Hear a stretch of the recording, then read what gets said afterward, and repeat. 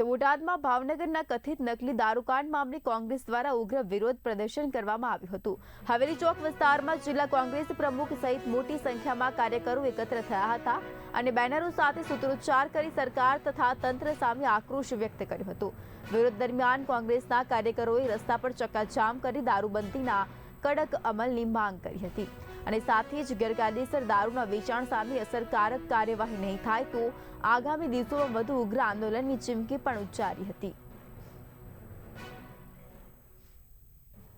આપ જાણો છો, ગુજરાતની અંદર ગાંધી અને સરદારનું ગુજરાત નશાબંધીનો કાયદો લાગેલો છે ત્યારે આખા ગુજરાતની અંદર દરેક શહેરમાં, દરેક નગરમાં, દરેક ગામમાં, ગલીએ ગલીએ અને શેરીએ શેરીએ દારૂના હાટલા લાગેલા છે।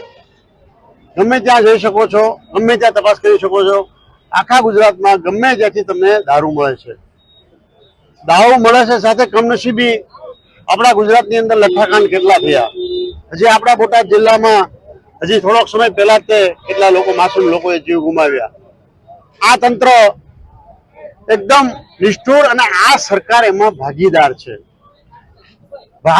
સરકારની ભાગીદારીથી અને સરકારના સહયોગથી, સરકારના અધિકારીઓની સહયોગથી આખા ગુજરાતની અંદર દારૂનો વેપલો થઈ રહ્યો છે અને ભાવનગરની અંદર નિર્દોષ લોકોએ 9 જણાએ જીવ